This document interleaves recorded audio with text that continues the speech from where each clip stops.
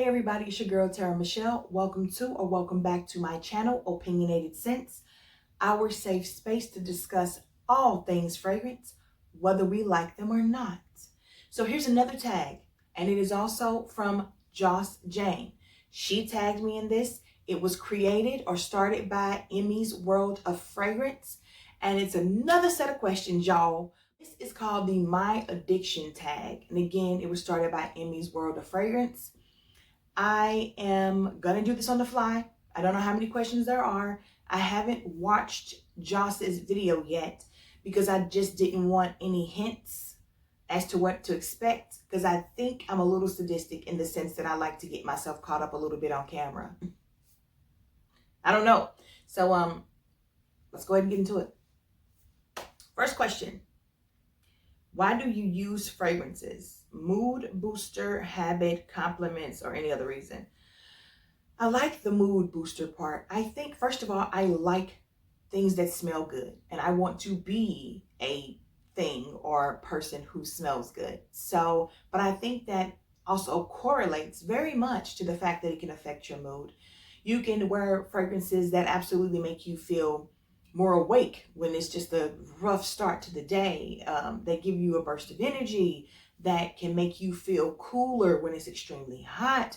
They can make you feel romantic or sexy or sensual. So yeah, I think it's definitely about the fact that I'm attracted to things that smell good and I like the way they make me feel. Absolutely. Okay. Next question. How much and where do you apply perfume? So I was just tagged in a video by Takara Thompson. So I will go ahead and have this stand in for that one too, because I don't know if I'm going to do a full video on that. It would be so short. Let's say I'm taking Delina. I am not a skin perfume wearing type of person. You will never catch me spraying my neck or what is this called? A décolletage or something like that. You just won't. Not only does it, like, the alcohol in the perfume burn to me because my skin is very sensitive here, but alcohol is drying. You will start to, you notice the skin changing on your neck. You'll get like wrinkles and just like, even more than life is normally giving you. I think it's a bad idea. I don't recommend anybody do it. And also too, who wants to kiss you on your neck and you taste like chemicals? Like, be mindful of the fact that your mates, especially if they're still attracted to you and you guys, are the touchy-feely, cuddly, passionate type. That's not it. That's not it. And on most women, this is an erogenous zone, so that's where he's gonna head to, or he or she is gonna head right to that area. So let's not do that, okay? And I don't really like to spray a lot on my skin anyway, because some of these perfumes don't have the best ingredients. You have some top tier quality ingredients. You have a lot of fragrances that are coming out now that are clean as well, that are safer. But for the most part, I just don't do a lot of spraying on my skin. I will spray the back of my hand when I'm testing, or even my arm, but you're not going to see, like, I'm not doing the back of my neck, front of my neck, side of my neck, anything like that. Definitely I'm not spraying it in my hair. As a Black woman, a woman of Native American, African American descent, I don't wash my hair every day. And therefore, I don't wear the same perfume every day either.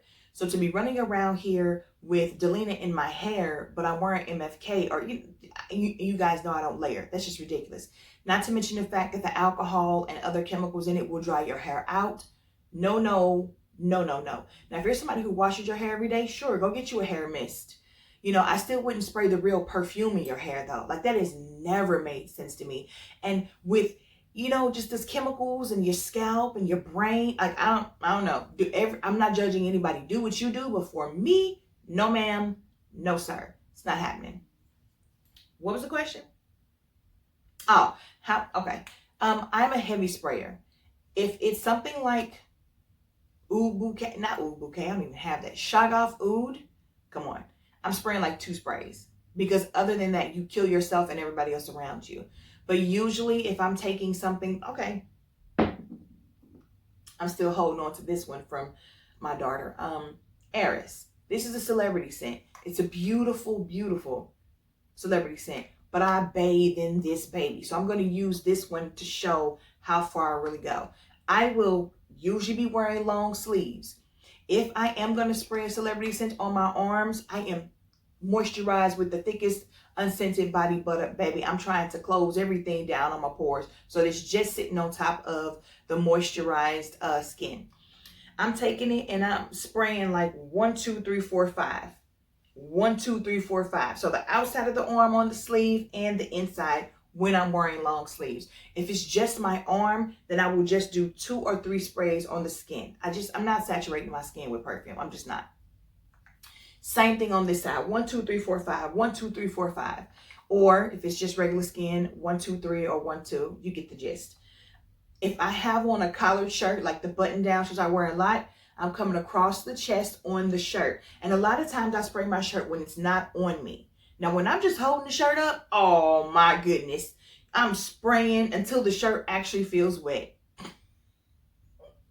I probably do 10 sprays on the front of each side. Turn it around and do 10 sprays, 10, 15 sprays across the back. Y'all, when I say I'm an overspray, I'm not playing no games with y'all. I'm serious. Then I will take the perfume. Why am I closing? Take the perfume down each leg. 1, 2, 3, 4, 5, all the way down to my shoe. 1, 2, 3, 4, 5, all the way down to my shoe. In the front and up the back, up to the buttocks. The jeans, come on, the jeans, the slacks, whatever I got on is covered.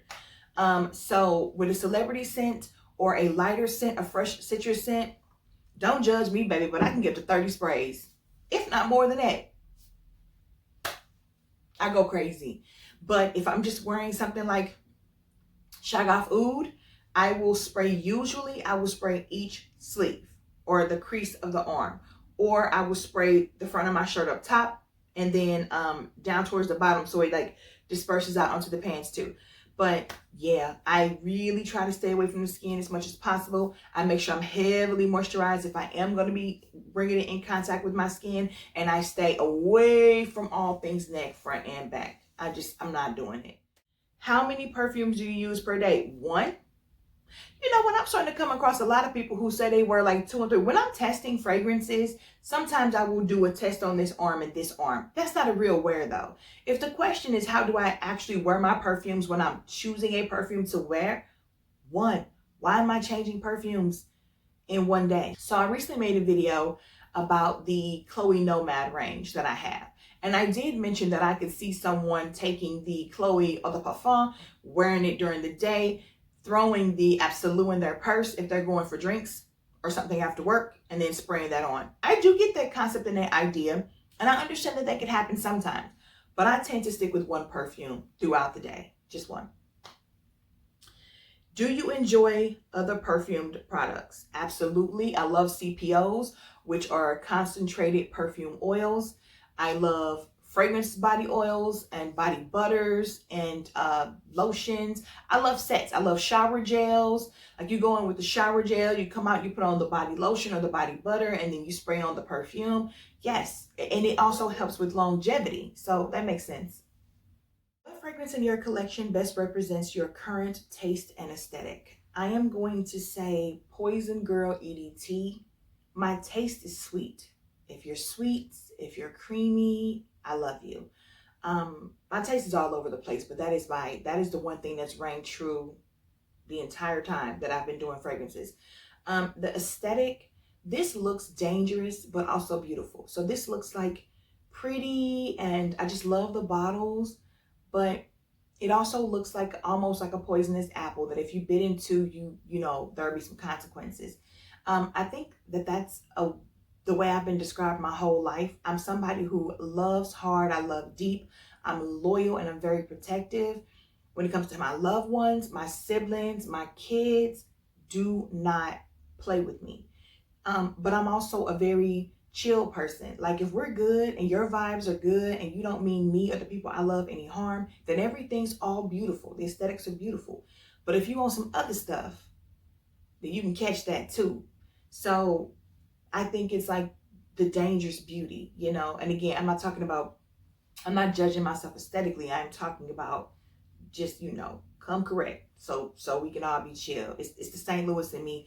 I don't know how to be any other way, but we're going to go with that. Help me. Next question. Fragrance that you love but don't wear often, and why? Oh man, like all of these.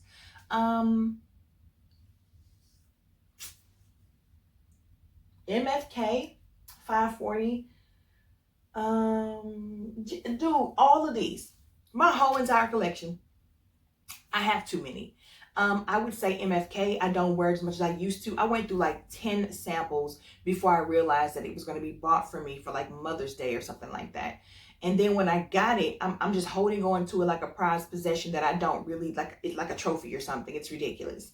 But I could also say that about Roses Vanille and Velvet Vanilla from Mansera. I love those fragrances, but never really seemed to get around to them. Dude, my entire collection. Next question. Do you divide fragrances by masculine, feminine, seasonal, based, or any other categories? I have done it by seasons. I would never need to do it by masculine and feminine because I don't buy masculine fragrances. I'm a girl, I'm a woman, I'm a she, I'm a her. I don't want to wear the he. I don't really tend to like unisex fragrances either if they are more masculine leaning. I like pretty things. I love everything that's ultimately feminine. There are some things that some people think are masculine, like This Is Her by Zadig and Voltaire. I don't get that. Sandalwood is not necessarily masculine to me at all. So I think it's all up to your interpretation, but I don't own any perfumes in my collection that would be considered masculine. So I would never need to categorize by that. I've done seasonal, but now I'm doing house. And so I just like it better that way. I know when I would wear a fragrance. I know no matter where Shagaf Oud is placed, that I'm not wearing it in the summertime. So I didn't think that seasonal really made much sense. I liked it more when it was from the houses because I kind of feel like they're all brothers and sisters or cousins. And when I go to bed at night, they stay up talking and chatting. Don't judge me. Don't judge me. I love Night at the Museum. What fragrance from your collection was not a love at first sniff and took you some time to love? I've said this 1,000 times, Delina. I've also mentioned too that Casablanca and Roses Vanille as well. They smelled like they had a really weird synthetic or oud note to them. It took me a while. Also too, surprisingly, where is it? Mon Guerlain Intense. It smelled like I took an entire thing of Johnson & Johnson's baby powder, that talcum powder, and poured it in my nostrils. When I first smelled it, it was a powder overload. I let it sit for about 6 months. I couldn't do it. Couldn't do it. How do you handle fragrance fails, disappointments? I used to get annoyed. Now I'm like, this is an opportunity to gift it to either one of my daughters or my mother-in-law or my sister or my granny, or to sell it. It is what it is. But I really do not have them much anymore, except for with new releases. And it's because I've been doing this for like a little bit over a year now. So fragrance on your wish list that you are not able to purchase and why? The new La Belle. Okay, let's talk about it. Because this little Puig company that only wants to release in France and the Netherlands and London and the UK, anywhere but here. I want that perfume. I cannot buy it because that company clearly hates Americans. I'm just angry. I don't know that for sure. They act like it though. Last question. What percentage of your collection is niche, designer, and celebrity? Ooh, okay. I used to have about 10% of my, well, no. First of all, I used to be all celebrity at one point in my life. But recently, like let's say 2019, 2020, I had about 10% of my collection being, 10 to 15% being celebrity. I have since dropped down to, I think, 4 celebrity fragrances. My daughters hit the jackpot. So I would say right now, I probably have like 2% of my collection being celebrity. And when it comes to niche, indie, and designer, let's talk about that. You know, I've recently had a lot of people come to me and say, I see you have a lot of designer, but do you have any niche? One, watch my videos. You know that I have niche perfumes. Two, a lot of niche is just overpriced and overhyped. I am not going to buy everything that I see on YouTube anymore ever again. I've done that. But a lot of these fragrances, like I Need by Niche I Need, which is a gift, or I wouldn't have it. I did not purchase that on my own. Or 100 Silent Ways, which smells like 15 other things that I have.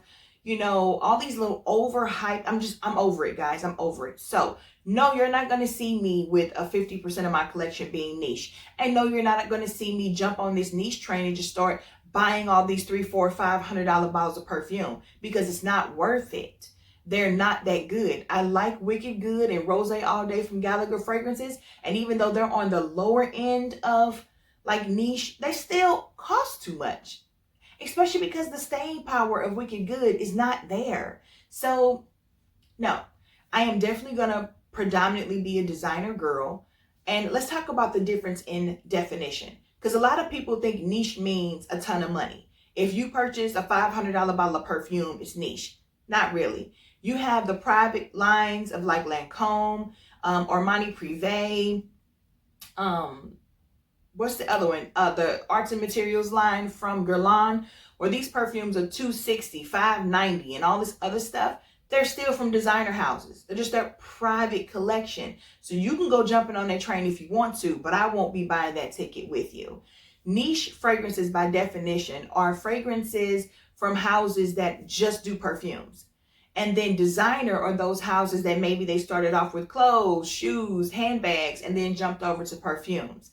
And then indie is where the owner of the company is also the perfumer and also the distributor. So for me, I think niche and indie can both be one, because you can have somebody who owns their company, all they do is perfumes, which technically makes them niche. They create it because they're the perfumer, and they distribute it, which makes them indie. So those two kind of go hand in hand. I have a lot of indie perfumes.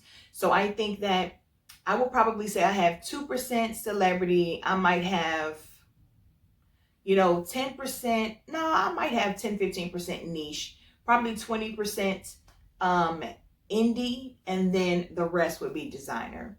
Like for me, I had to learn that. I thought Mancera was a designer fragrance, but they're not into fashion, so apparently they're niche. It's just interesting. But I think you should learn your definitions. I think you need to stop label chasing. And I definitely think you need to stop trying to keep up with the Joneses if you cannot. Please don't let it influence. Okay, how about this? Some of your favorite influencers are getting gifted those things. So while you're out here trying to spend $300, $400, $500 on a perfume, they're not even paying for it themselves. Now, the good ones will tell you. They will say, this was gifted to me. But you got some out here who are getting gifted stuff left and right and out here flossing like they bought it themselves. If you want a person who is just niche crazy, you're never going to find that here. Even if this turned into a career for me, and I'm sorry about this rant, but even if this turned into a career for me, I'm the type of girl who'd rather drop $500 on a vacation and memories made with my kids than a perfume. A bottle of scented water with some oils in it. Priorities, people. We have to learn priorities. So back to the question. Yeah, I answered the percentage. I'm mostly designer, and I'm proud of it, because for me, I want to smell good. If I like it, I don't care who made it. If you like me still, and you haven't subscribed, or if this is your first time around and you like what I'm doing, please remember to subscribe. Oh my God, I can't. Please remember to subscribe to my channel. Click the like button, select the notification bell, come be a part of the family. I want to hear about it in the comments. Let me know if I said something that hit you the wrong way. Let me know if you agree with me. It's all about dialogue and conversation. Yeah. And until then,